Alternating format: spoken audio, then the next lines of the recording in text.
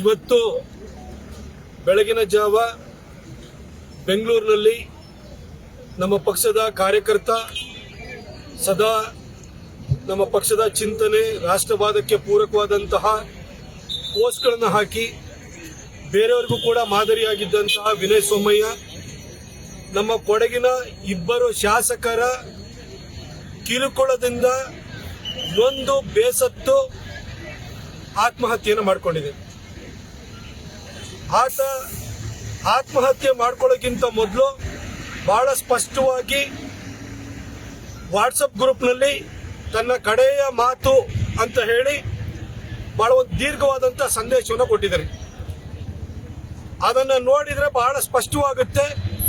ಇದರಲ್ಲಿ ವಿರಾಜಪೇಟೆ ಶಾಸಕ ಪೊನ್ನಣ್ಣ, ಮಡಿಕೇರಿ ಶಾಸಕ ಮಂತರ್ಗೌಡ ಹಾಗೂ ಕಾಂಗ್ರೆಸ್ನಲ್ಲಿ ಯಾವಾಗಲೂ ವಾಚಾಳಿತರ ಪ್ರತಿನಿತ್ಯನೂ ಕೂಡ ಬೇರೆಯವ್ರ ಮೇಲೆ ಹರಿಹಾಯ್ತಾ ಇರುವಂತಹ ತೆನ್ನೀರ ಮೈನ ಹಾಗೂ ಇನ್ನು ಕೆಲವರು ಆತನ ಸಾವಿಗೆ ನೇರವಾಗಿ ಹೊಣೆಯಾಗಿದ್ದಾರೆ ಅನ್ನೋದು ಸ್ಪಷ್ಟವಾಗಿದೆ. ನಾನು ಡಿಜಿ ಅವರನ್ನ ಹಾಗೂ ನಮ್ಮ ಕೊಡಗಿನ SP ಅವರನ್ನ ಮನವಿ ಮಾಡಿಕೊಳ್ತೀವಿ ಹಾಗೂ ಒತ್ತಾಯವನ್ನು ಮಾಡ್ತೀವಿ. ನಮ್ಮ ಪಕ್ಷದ ವತಿಯಿಂದ ವಿನಯ್ ಸೋಮಯ್ಯ ಫೇಸ್ಬುಕ್ ವಾಟ್ಸಪ್ನಲ್ಲಿ ಕಡೆದಾಗಿ ಬರೆದಿರುವಂತಹ ಸಂದೇಶವನ್ನ ಒಂದು ಡೆತ್ ನೋಟ್ ಆಗಿ ಪರಿಗಣಿಸಿ, ಅದನ್ನೊಂದು ಡೈಯಿಂಗ್ ಡಿಕ್ಲರೇಷನ್ ಅಂತ ಪರಿಗಣಿಸಿ ಪೊನ್ನಣ್ಣ, ಮಂತರ್ಗೌಡ, ತೆನ್ನೀರ ಮೈನ ಹಾಗೂ ಉಳಿದವರ ವಿರುದ್ಧ FIR ಅನ್ನು ದಾಖಲಿಸಬೇಕು ಹಾಗೂ ನಮ್ಮ ಕೊಡಗಿನ ಇಬ್ಬರು ಶಾಸಕರನ್ನು ತಕ್ಷಣಕ್ಕೆ ಬಂಧಿಸಬೇಕು ಅಂತ ಹೇಳಿ ನಾನು ಒತ್ತಾಯವನ್ನು ಮಾಡ್ತೀನಿ. ನಮ್ಮ ಇಬ್ಬರು ಶಾಸಕರು ಕಳೆದ 25 ವರ್ಷಗಳಿಂದ ಇದ್ರು. ಅದು ಬೋಪಯ್ಯನವರು ಇರ್ಬೋದು, ಅಪ್ಪಚ್ಚು ರಂಜನ್ ಇರ್ಬೋದು. ಕಾಂಗ್ರೆಸ್ನ ಯಾವುದಾದ್ರೂ ಕೂಡ ಕಾರ್ಯಕರ್ತ ಈ ರೀತಿ ಕಿರುಕುಳಕ್ಕೆ ಒಳಗಾಗಿದ್ದು ಒಂದು ಉದಾಹರಣೆ ಇದೆಯಾ? ಅಥವಾ ನಮ್ಮ ಶಾಸಕರಿಂದ ಯಾರಾದ್ರೂ ಕೂಡ ಆತ್ಮಹತ್ಯೆ ಮಾಡಿಕೊಳ್ಳುವಂತ ಪರಿಸ್ಥಿತಿ ಯಾವತ್ತಾರು ಬಂದಿತ್ತ? ಆದ್ರೆ ಕಳೆದ 2 ವರ್ಷಗಳಿಂದ ಈ ಕಾಂಗ್ರೆಸ್ನ ಇಬ್ಬರು ಶಾಸಕರು ಬಂದಾದ್ಮೇಲೆ ಕೊಡಗಿನಲ್ಲಿ ದ್ವೇಷದ ರಾಜಕಾರಣ ಬರ್ತಾ ಇದೆ. ಜಾತಿಗಳ ಮಧ್ಯದಲ್ಲಿ ಹೊಡೆದಾಟ ನಡೀತಾ ಇದೆ. ಇವತ್ತು ನಮ್ಮ ಕಾರ್ಯಕರ್ತ ಅವನು ವಾಟ್ಸಪ್ ಅಲ್ಲಿ ಒಬ್ಬ ಅಡ್ಮಿನ್ ಅಷ್ಟೇನೆ. ಈ ಪೊಲೀಸ್ ಇಲಾಖೆ ಮತ್ತು ಇಲ್ಲೊಂದು SP ಅದು ಏನ್ ಮಾಡ್ತಿದ್ರೆ ಮಣ್ಣು ತಿಂತ ಇದಾರೆ ಅಂತ ನನಗೆ ಗೊತ್ತಿಲ್ಲ. ಯಾವ ಕಾರಣಕ್ಕೋಸ್ಕರವಾಗಿ ವಿನಯ್ ಸೋಮಯ್ಯ ಅವ್ರ ಮೇಲೆ ಈ ರೀತಿ ಪ್ರಕರಣವನ್ನು ದಾಖಲಿಸಿದ್ರೆ, ಅಡ್ಮಿನ್ ಅನ್ನೋ ಕಾರಣಕ್ಕೋಸ್ಕರ ದಾಖಲಿಸಿ ಆದ್ಮೇಲೆ ಅವನು ಯಾರೋ ಕಾನ್ಸ್ಟೇಬಲ್ ಕಾಲ್ ಮಾಡಿದಾನೆ, ಪದೇ ಕಾಲ್ ಮಾಡಿದಾನೆ. ಕಾಲ್ ಮಾಡಿಬಿಟ್ಟು ನಿಮ್ಮ ಮೇಲೆ ರೌಡಿ ಶೀಟ್ ಓಪನ್ ಮಾಡ್ತೀವಿ, 107 ಹಾಕ್ತೀವಿ ಅಂತ ಹೇಳ್ಬಿಟ್ಟು ಒತ್ತಡ ಕೊಟ್ಟಿದ್ದಾರೆ. ಆ ಕಾನ್ಸ್ಟೇಬಲ್ ಮೇಲೂ ಕೂಡ ಕ್ರಮ ಆಗಬೇಕು, ಕಾನ್ಸ್ಟೇಬಲ್ ಮೇಲೂ ಕೂಡ FIR ಆಗಬೇಕು. ಒಬ್ಬ ಅಡ್ಮಿನ್ ಆಗಿರೋ ಕಾರಣಕ್ಕೋಸ್ಕರ ಅವನನ್ನು ಈ ರೀತಿ ಹರಾಸ್ ಮಾಡ್ತಾರೆ ಅಂತ ಹೇಳಿದ್ರೆ ಕೊಡಗಿನಲ್ಲಿ ಯಾವ ವಾತಾವರಣ ಸೃಷ್ಟಿಯಾಗಿದೆ? ಇಬ್ಬರು ಶಾಸಕರು ಏನ್ ಮಾಡ್ತಿದ್ದಾರೆ? ಇಬ್ಬರು ಕೂಡ ಪ್ರತಿನಿತ್ಯನೂ ಕೂಡ ಬಹಳ ಚಂದವಾಗಿ ಡ್ರೆಸ್ ಮಾಡಿಕೊಂಡು, ರೋಲೆಕ್ಸ್ ವಾಚ್ ಹಾಕೊಂಡು, ಎಸ್ಕಾರ್ಟ್ ವೆಹಿಕಲ್ ಇಟ್ಕೊಂಡು ಓಡಾಡೋದು ಬಿಟ್ಟು ಇರೋ 5 ಪೈಸದ ಅಭಿವೃದ್ಧಿ ಕೆಲಸ ಮಾಡಿದಾರೆ. ಪೊನ್ನಣ್ಣನ ವಿರುದ್ಧ ಯಾಕೆ ಸಾಮಾಜಿಕ ಜಾಲತಾಣದಲ್ಲಿ ಆ ರೀತಿ ಒಂದು ಪೋಸ್ಟ್ ಬಂತು? ಯಾವ್ದೋ ಒಂದು ಟಾಯ್ಲೆಟ್ ಕ್ಲೀನ್ ಆಗಿಲ್ಲ ಅಂತ ಹೇಳಿ ಪೊನ್ನಣ್ಣನ ಪೋಸ್ಟ್ ಹಾಕಿದ ಕೂಡಲೇ ಯಾವ್ದೋ ಜಾತಿ ವಿರುದ್ಧ ಮಾಡಿಬಿಟ್ರು ಅಂತ ಹೇಳಿ ಅಪಪ್ರಚಾರ ನೀವು ಮಾಡ್ತಾ ಇದ್ದೀರಿ. ಅಲ್ಲ ರೀ, ನೀವು ಶಾಸಕರಾಗಬೇಕು ಅಂತಂದ್ರೆ ಜನರ ಬಗ್ಗೆ ಕಾಳಜಿ ಇಟ್ಕೊಂಡಿರ್ಬೇಕಿತ್ತು. ನೀವು ಎಲ್ಲೋ ಕೇಸ್ಗಳನ್ನ ಫಿಕ್ಸ್ ಮಾಡ್ಕೊಂಡು, ಪೊನ್ನಣ್ಣ ನೀವು ಇಲ್ಲಿ ಬಂದು ದುಡ್ಡು ತಗೊಂಡ್ಬಂದಿರಿ MLA ಆಗಿದ್ದೀರಿ, ಇನ್ನೊಬ್ಬ ರಿಯಲ್ ಎಸ್ಟೇಟ್ ಮಾಡ್ಕೊಂಡು ಬಂದು ಇವತ್ತು ಇನ್ನೊಬ್ಬ MLA ಆಗಿದ್ದೀರಿ. ಬಿಟ್ಟಿ ಕಾಸ್ನಲ್ಲಿ ಬಂದು MLA ಆಗಿರ್ಬೋದು, ಆದ್ರೆ ಜನರ ವಿಶ್ವಾಸವನ್ನು ಗಳಿಸೋ, ಜನರ ಪ್ರೀತಿ ಗಳಿಸಬೇಕು ಅಂದ್ರೆ ಜನರ ಕೆಲಸ ಮಾಡಬೇಕಾಗುತ್ತೆ, ಜನರಿಗೆ ಸ್ಪಂದಿಸಬೇಕಾಗುತ್ತೆ.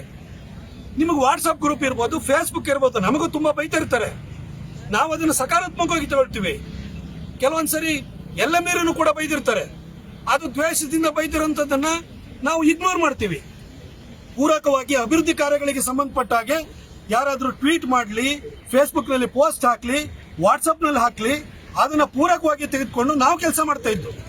ಆದ್ರೆ ನೀವ್ಯಾಕೆ FIR ಹಾಕ್ಸ್ತೀರಿ? ಎಲ್ಲರ ಮೇಲೂ ನಿಮ್ಮ ಮೇಲೆ ಯಾರು ಪೋಸ್ಟ್ ಮಾಡಿದ್ರು ಕೂಡ FIR ಹಾಕ್ಸ್ತೀರಿ. ಅವ್ನು ಯಾರೋ ತೆನ್ನೀರ ಮೈನ ಅಂತಿದ್ದಾನ. ಅವನು ಯಾರ್ರೀ?